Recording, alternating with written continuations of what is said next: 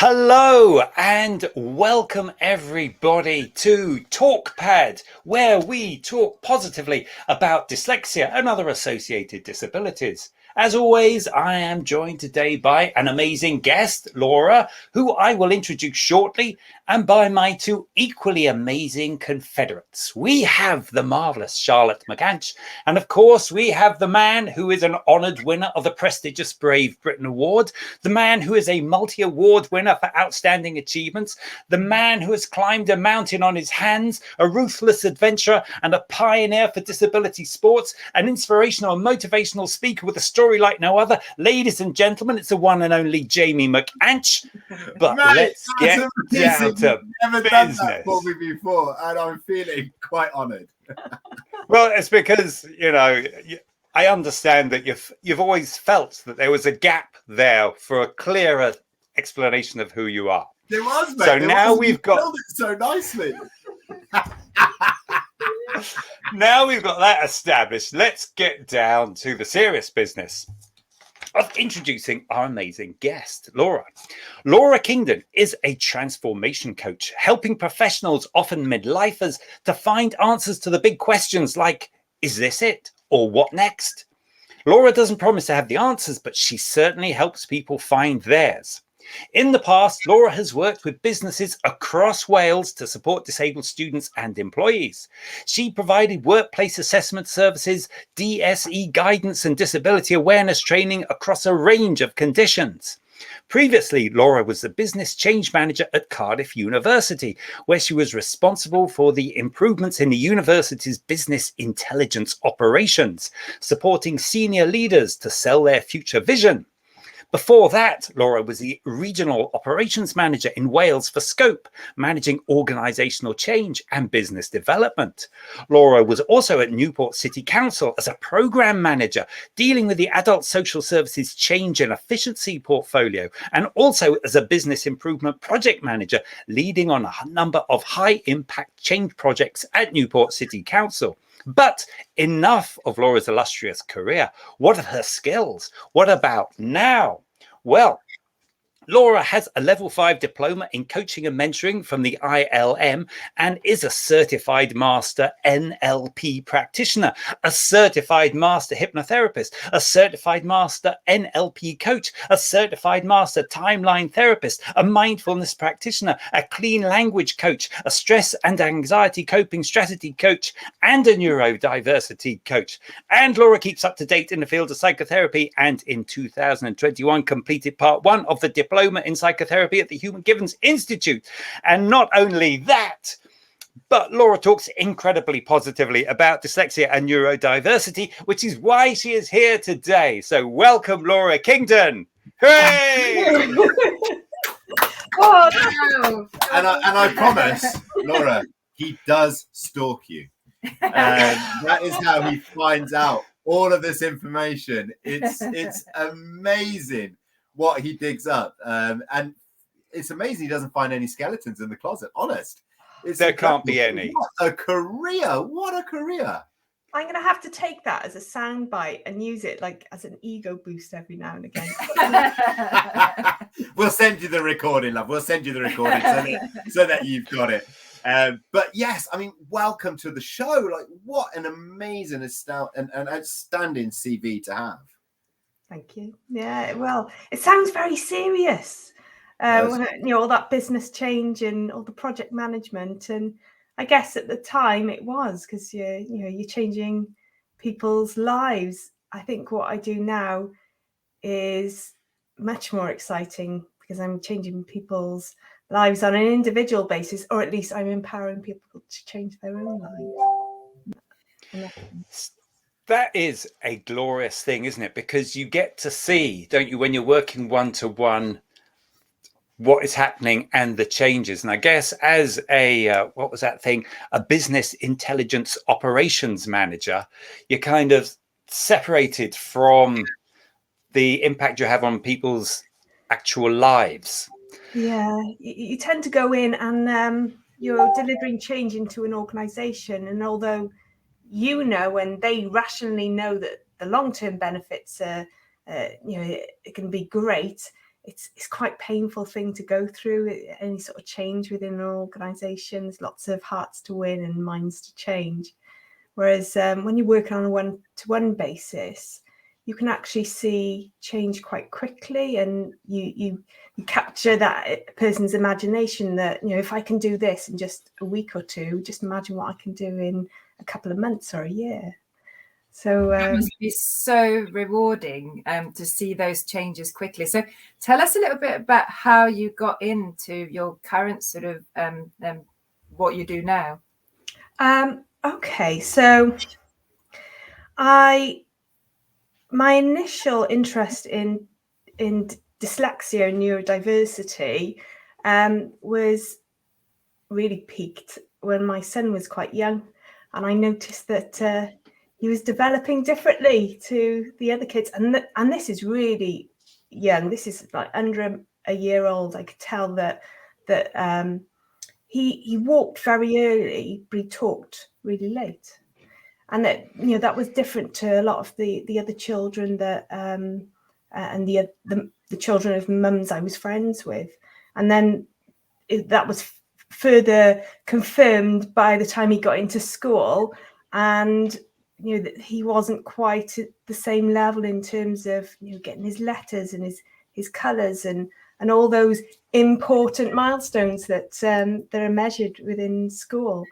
And I quite quickly picked up that there were some learning needs there, and they weren't necessarily being picked up by the school. So being from a project management background and loving a bit of research and detail, I started looking into it myself.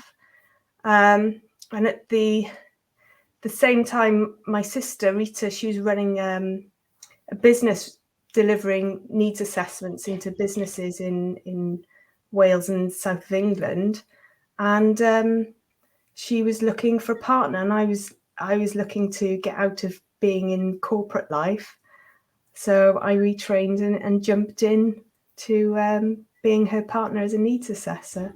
So that's kind of how I got there. But my interest has always been on the neurodiversity side. Although I've assessed across a range of needs under programs like Access to Work. What? Well, I've got to Sorry, get this no, question in. crack on, mate. Crack on. What do I know? No, actually, sorry, I have just got it.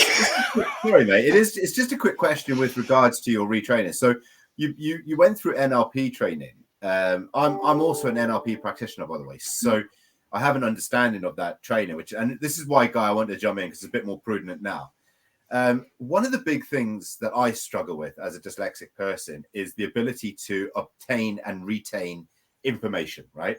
So if someone just brain dumps on me, I go into massive overwhelm.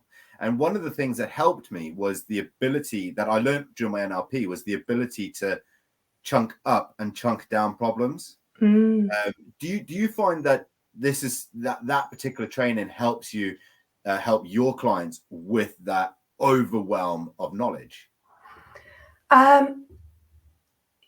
Yes, and a big part of what I do is helping people to see things from a different perspective, and, you know, we call that reframing as well. And, you know, you're right, that chunking up and chunking down, and being able to see information from other people's perspectives as well, and the whole situation from other people's perspectives. And I think when you do NLP training, you don't realize the effect it has until you are dealing one-to-one with people, and you can see the perspectives of other people. But definitely from a strategies perspective, working with individuals, I think people are naturally more detailed type of people or more big picture. So being able to share with them that there is an alternative view of what's going on is really helpful.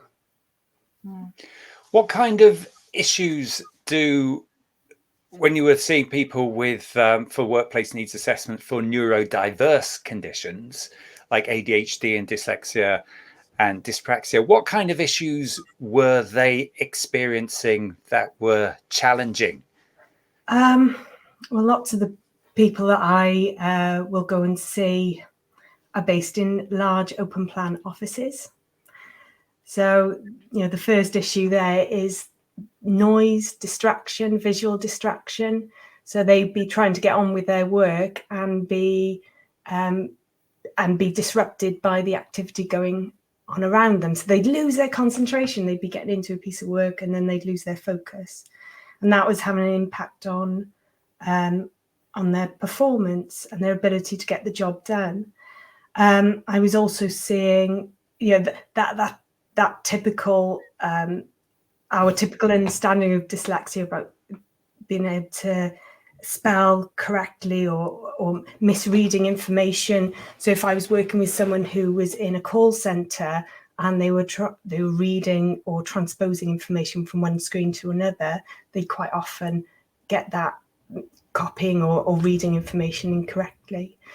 So some of the other things that I'd see is where organizations would expect people to be working in a really steady way. So one example would be I worked with someone who he had a target, which was to deal with a certain number of clients within a 1 hour period, and he was fine meeting all his targets. And then the organization changed the performance indicator that he had to be dealing with 3 clients every 5 minutes. So it was still the same number in an hour, but it needs to be in a more consistent way. Whereas he would prefer to be working in a really intense way and then have a bit of a rest, and then a really intense way and then come back and have another rest. And when they changed the KPI, all of a sudden he was deemed as having performance issues, and that was then picked up for capability and was then referred for access to work, and he was seen as the problem.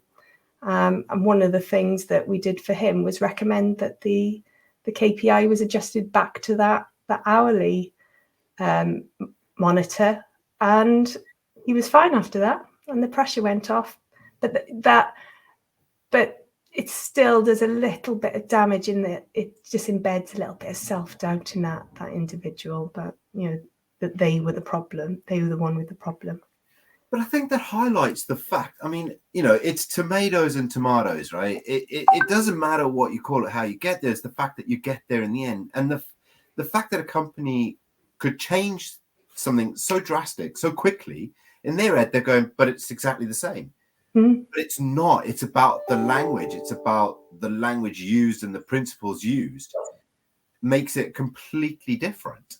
And this is where that little bit of education, that little bit of knowledge by saying, well, why, think about what it is you're saying and think about the impact. Like you want to achieve the same thing, but all you need to do is just look at it in a different way, and you're getting the same achievement. Yeah. I find that fascinating how one little thing like that can make such a dramatic change. They could have potentially lost an employee over that. They could, and people do. They aren't given the support, and they're seen as the issue, and they leave or are managed out. And you were saying about the awareness, but even that can be a challenge. The number of times I've had individuals come back to me to say that their managers are insisting that the neurodiversity awareness training that I had recommended for the manager, that the manager is insisting that it's for the individual with dyslexia. So, and they don't need the awareness training. It's for the manager, it's for the colleagues that work with them. But that they don't quite get that it's not the individual that's the issue. It's the environment, it's the behaviors, it's the culture, it's how things are done. It's a crazy system, isn't it? But because it's an invisible disability, the nobody sees it, and so it seems to be assumed in lots of organizations, this is my experience, that the solutions should all be for that person and by that person, and that everybody else can carry on regardless. And it doesn't occur to people, and this is because there's not enough general knowledge, I suppose, about the these conditions. People think it's a reading and writing thing, and that's the end of it, isn't it? And but it just puts so much stress, doesn't it, on that person, because not only do they are they in a hard, having a hard time anyway, but then they've got to arrange time to have their training with their software. They've got to sort out having the software installed with the IT people. They've got to find time to have the coaching and within their working week, and they don't always get their targets reduced. So there's this massive, and it's another job to do on top of everything else. And then on top of all that, no one else takes an interest. They don't say, are our reasonable adjustments helping you and making your life better and helping us all to be a better workplace? They just say, when are you going to finish that coaching? Because we want to get you back up to full speed. Because obviously you're fixed when you get the technology and the coaching and all the other bits that have been recommended. If only. I know. Crazy. Sends me into a I've had loads of coaching. I still don't know what the hell I'm doing from 1 minute to the next. But this is so. This is why we do this. This podcast, to make people aware that little, very, very small changes can help or not help, depending on how the circumstances. But what you just explained from your experience of changing something drastically, that for somebody else would be a minor thing, can be such a huge thing and actually lead to severe anxiety and all sorts of other issues as well. So this is the awareness that we want to make by doing the podcast, getting people to understand that it doesn't need to be big changes sometimes. It needs to just be small changes that people are aware of, and how you can support your colleague, both as a manager and also as business colleagues working together. Because people hide this disability a lot, don't they? I worked with a guy who was severely dyslexic, and he would come to me to fill out all the forms and things. And if I wouldn't do it for him, he couldn't do it because he couldn't write it out properly. But I could understand it. And I mean, that it shouldn't be like that, should it? No, and the adjustments, they don't have to take a lot of time or cost much or any money at all. It is just about investing a bit of time in looking at, what are the processes now? How could they be different? Because often we'll just follow things and continue to do things because that's the way they've always been done, without considering how inclusive they are or even how efficient and effective they are.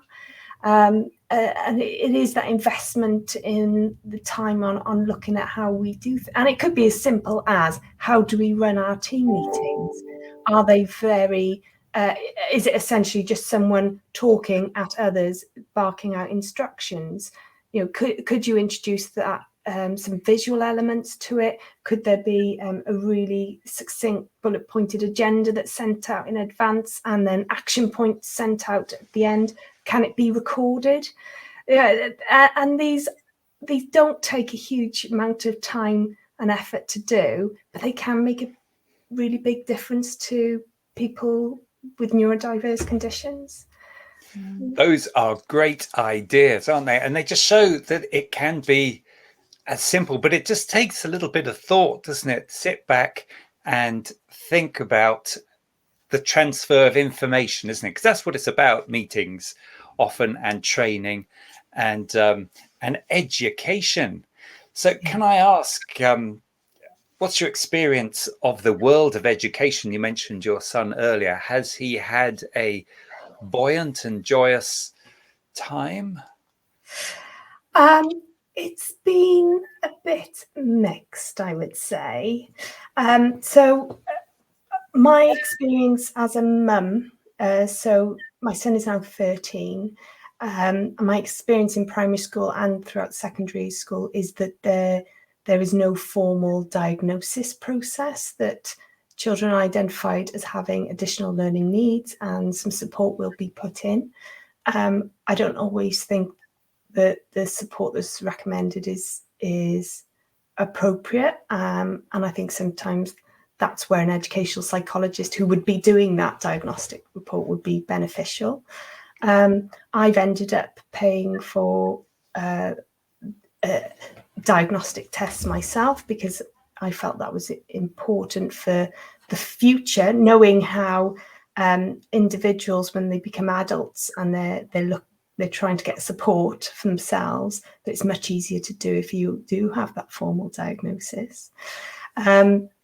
So I took that route, but also because the part of that diagnostic report and that discussion with that educational psychologist is about what are the recommended adjustments, how can the school and how can we as parents help my son to thrive and really enjoy his learning and education. What I would say is that sitting in a classroom and listening to the teacher at the front of the room just doesn't work for my son. He doesn't learn in that way. He picks up little bits, but I know that he learns best when he's discussing something and applying something and exploring it, especially if there's some sort of story attached to that particular subject. He's got a huge amount of knowledge in areas that he's interested in, and he's got it all off YouTube. He loves that sort of way. Sounds like my soulmate. There we are, yeah. Quite frankly, look, I've always had a bone to gripe with the education system, and they do the best they can with what they've got. However, they're working with an incredibly outdated system that is just not fit for order anymore. More and more, neurodiversity isn't a new thing. It's been around since man began. The problem is, or how it's worked forward, is it's now recognized and it's understood and people are learning about it. And actually, it's probably one of the most, I would say probably one of the most popular forms of disability out there, neurodiverse. We all think of disabilities as a man in a wheelchair, but actually that only makes up 6%. The rest, a massive proportion of recognizable disabilities now are neurodiverse. And yet the education system is just not prepared for it. They're just not structured in a way that can understand, relate, or even teach. And I still find it fascinating. I mean, when I left school, that many years ago, my maths teacher told me that the only numbers I'd ever make up were numbers in a dole queue, all because I couldn't do maths. And yet, here I am. I've never been on the dole. I run, alongside Charlotte, I run a very successful business, as well as another very successful business as a motivational speaker. And funny enough, I do all my own accounts for motivational speaking, which is ironic. But I utilize tools that are made available to me. I don't have to sit there now and do cross-level, fraction, division, whatever else the terms were. I just put it all into a spreadsheet or all into Xero, and it does it for me. Yeah. What? And we can delegate out the things. There are things that I'm not good at, and I get someone else to do them for me. Or I have to spend a lot of time trying to get good at it. I see my role as his mum as being a bit of an advocate, a bit of a pushy parent when it comes to the school, about supporting him in relation to boosting his self-esteem and making sure that he becomes a confident young adult, and that he doesn't see dyslexia as being a barrier, that we focus actually that on the strengths, and I have no doubt that he will be successful in whatever he chooses to do in the future, and that may or may not be academic success, but that's just one type of intelligence, and there are so many more. Absolutely. That always reminds me, Laura, and look, I'll gift this to you because I can't remember where I got it from. It was a story that was been told to me. Guy, I think I've told it before, where someone was talking about their child and they were going, "Oh yes, my boy, he's very successful. He's a banker, in London, very successful banker." And the woman said to the other woman, one woman said to the other woman, "What did he want to do when he was growing up then?" "Oh, he wanted to be a truck driver, but now he's a successful banker." And she turned around and she went, "Yeah, but he's not a successful truck driver." And it is just so true. And it's a really good example of the demonstration between what success actually means. If I ever worked in a bank, I'd put it in bankruptcy, right? There's just no ways about that. Mainly because they tell me to put it in the left pile and I'd end up putting it in the right pile. Or they'd ask me what time I did it, and I'd be like, "I don't know, I can't tell the time." There would be many of different issues that they would come up against. But I do love that word successful. What makes a person successful? Well, for them to achieve what they want to do, what makes them feel good and them feel positive and them feel empowered about themselves.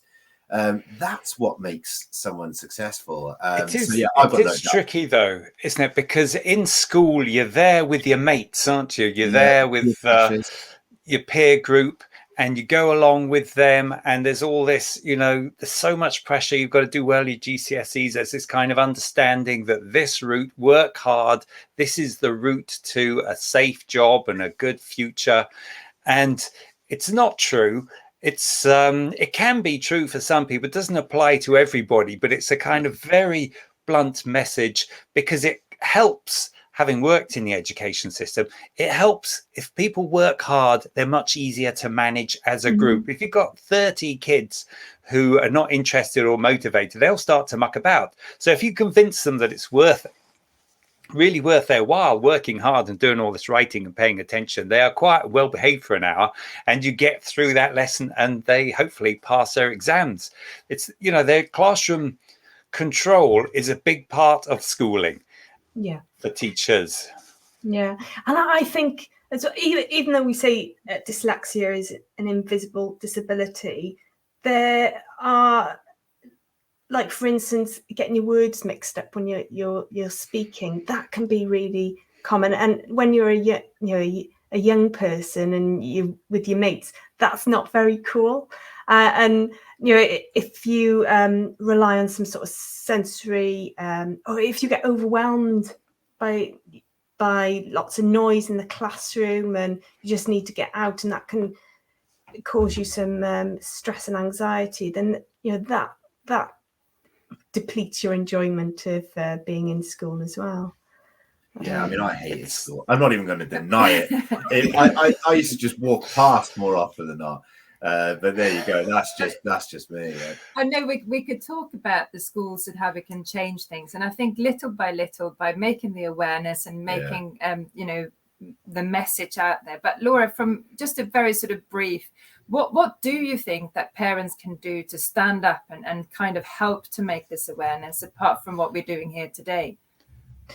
I think making themselves more aware and finding like resources like this, and getting the correct type of information, and actually engaging with the additional learning needs coordinator in the school and understanding the terminology that's used in the school, the different forms that get filled in, and the school's responsibility as well. And asking questions: what sort of support does my child have in the classroom, whether that's teaching assistants, what sort of support will they have at exam time or for completing pieces of work? Is there technology available that they can link into? Is there things like homework clubs that they can take part in at lunchtime where they can get extra support? I see a big part of managing neurodiversity is about managing your stress levels as well, because I've seen that in my son, but also in those that I work with. When stress levels are increased, your neurodiverse traits are increased. So it's what can you do for your child to help them to manage their stress levels, and the good sleep, and not being on your gaming at 10:30 at night, and all that boring stuff. But it makes a difference. Yeah, and I think also as well that you can, as a parent, there's nothing stopping you asking them when you go to the school before your child even joins and says, look, my son's got dyslexia. What have you got in place to help and support him? If they look at you blankly, you choose a different school. Yeah, they'll have policies, and yeah.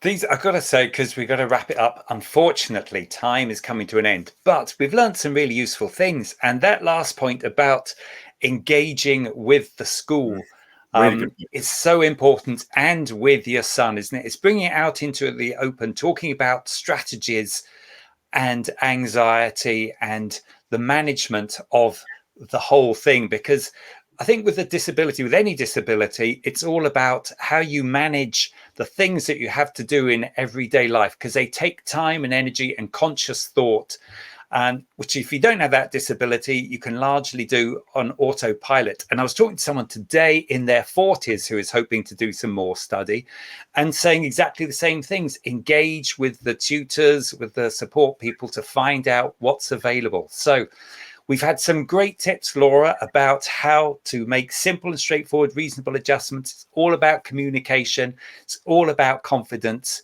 We have learned a lot. So thank you ever so much for sharing that. That's been wonderful.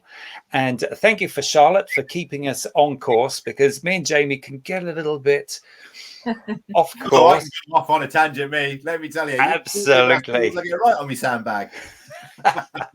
And thank you, Jamie, for your amazing and outfield contributions as ever. So thank you all, listeners out there in the world. And for another episode, I bid you all farewell and thank you. Bye-bye. Take care, everyone. Goodbye.